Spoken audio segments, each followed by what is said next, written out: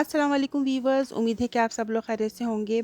आज मैं लेकर आई हूँ आप लोगों के लिए बहुत ही मज़ेदार रेस्टोरेंट स्टाइल बीफ चिली, जो कि बहुत ही मज़ेदार रेसिपी है और आप इसको घर में इजीली बना सकते हैं। तो आइए इसकी रेसिपी स्टार्ट करते हैं। इसके लिए मैंने आधा किलो बीफ ले लिया है। मेरे पास ये बोनलेस पीस था बीफ का। इसको हम स्ट्रिप्स में काट लेंगे। आप देख सकते हैं मैं किस तरह इसको लंबे लंबे स्ट्रिप्स में काट रही हूँ। तो आप इसको इस तरह से पतले पतले स्ट्रिप्स में काट लेंगे। हमने इसको मैरिनेट भी करना है, उसके बाद इसको फ्राई करना है। मेरे पास अंडरकट नहीं है मीट। अगर आपके पास अंडरकट है बीफ का तो बहुत ही अच्छा है, वो बहुत जल्दी गल जाता है। अब मैंने इसको एक बॉल में शिफ्ट कर लिया है। अब इसको मैरिनेट करेंगे।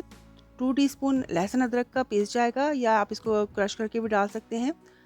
2 टीस्पून इसमें मैं कच्चा पपीते का पेस्ट डाल रही हूँ, क्योंकि ये अंडरकट बीफ नहीं है, इसलिए इसको गलने में प्रॉब्लम होगी, गलने में टाइम लगेगा, इसलिए मैं इसमें कच्चा पपीता डाल रही हूँ। 1 टीस्पून नमक इसमें जाएगा। 2 टीस्पून इसमें चिली फ्लेक्स जाएगी।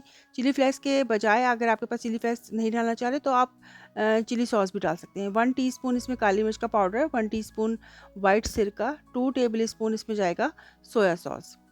इन तमाम चीज़ों को अच्छी तरह शामिल कर देंगे और मैंने मिक्स कर लिया है हाथों की मदद से। अच्छी तरह मिक्स करके इसको मैरिनेट करूँगी। तकरीबन आपको 2 से 3 घंटे इसको मैरिनेट करना है। मैंने इसको ओवरनाइट मैरिनेट किया था। तो ओवरनाइट मैं इसको मैरिनेट करूँगी। अब मैरिनेशन के बाद मैं इसको निकाल रही हूँ। रात भर मैंने इसको मैरिनेट किया था और ये बहुत अच्छी तरह मैरिनेट हो गया था, क्योंकि ये अंडरकट नहीं है। अगर अंडरकट हो तो आप इसको 1 से 2 घंटे मैरिनेट कर सकते हैं, वो बहुत जल्दी गल जाता है। तो अब मैं इसमें 2 टेबल स्पून कॉर्नफ्लोर डाल के अच्छी तरह मिक्स करूँगी, क्योंकि मैंने इसको फ्राई करना है।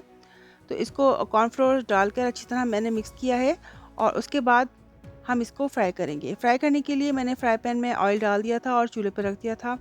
तो इसको हम बहुत ज़्यादा तेज़ आंच पर फ्राई नहीं करेंगे, स्लो टू मीडियम फ्लेम पर इसको फ्राई करना है अच्छी तरह से, और तकरीबन 4 मिनट तक हम इसको फ्राई करेंगे। बहुत ज़्यादा फ्राई नहीं करना, इस तरह फ्राई करना है कि गोश्त अच्छी तरह अंदर तक से कुक हो जाए, गल जाए, लेकिन बहुत ज़्यादा नहीं करना कि ये ड्राई ना हो जाए। तो हमें इसको जूसी रखना है, तो इसलिए हम इसको बहुत ज़्यादा फ्राई नहीं करेंगे। 3 से 4 मिनट हमने फ्राई किया है और देखें आप कि ये गोश्त कितना जूसी लग रहा है। इसको अब हम रिमूव कर देंगे ऑयल से। तो इसी तरह से मैं तमाम स्ट्रिप्स को फ्राई कर लूँगी और इसको फ्राई करके मैं एक बॉल में शिफ्ट कर देंगे। तो इस तरह से हमने स्लो टू मीडियम फ्लेम पे सबको फ्राई कर लेना है, लेकिन इसको ओवर कुक नहीं करना और इसको जूसी रखना है हमने, और इसको निकाल कर एक तरफ रख देंगे। अब एक कढ़ाई ले ली है जिसमें 3 टेबल स्पून ऑयल जाएगा और इसमें 1 टेबल स्पून मैं चॉप किया हुआ लहसुन अदरक शामिल कर दूँगी।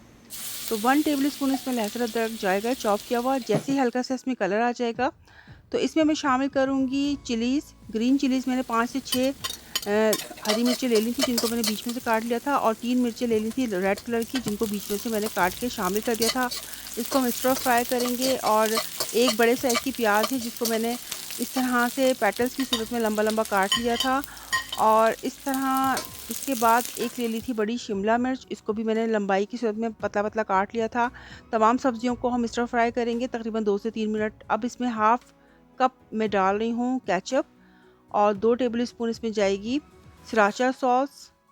इसमें मैं शामिल कर रही हूँ सराचा सॉस। आप चाहें तो हॉट सॉस इस्तेमाल कर सकते हैं। 1 टेबल स्पून इसमें lemon juice, 1 table spoon white vinegar जाएगा इसमें, 2 टेबल स्पून इसमें सोया सॉस जाएगा, और 1 टेबल स्पून इसमें जाएगा स्वीट सोया सॉस। ये थोड़ा गाढ़ा होता है, इससे बहुत ज़बरदस्त टेस्ट आता है। तो स्वीट सोया सॉस शामिल करेंगे। तमाम सॉसेस को डालने के बाद हम इसको अच्छी तरह से फ्राई करेंगे। ये देखिए मैं सब्जियों को सॉसेस के साथ स्टर फ्राई कर रही हूँ। 1 टीस्पून काली मिर्च का पाउडर जाएगा और 1 टेबल स्पून इसमें चिली फ्लेक्स जाएगा। 1 टीस्पून इसमें मैंने नमक डाला है। नमक थोड़ा आप अपने हिसाब से डालिएगा, क्योंकि बहुत सारी सॉसेस इसमें चली गई हैं। अब जो बीफ हमने फ्राई करके रखा था वो बीफ इसमें शामिल कर देंगे। 1 टीस्पून इसमें मैं शक्कर डाल रही हूँ, ब्राउन शुगर। आप चाहें तो वाइट शुगर डाल सकते हैं। इससे इसका टेस्ट जो है वो बैलेंस हो जाएगा, क्योंकि हमने काफ़ी सॉसेस में डाली हैं जो कि खट्टी होती हैं। शुगर डालने से इसका टेस्ट बैलेंस हो जाएगा।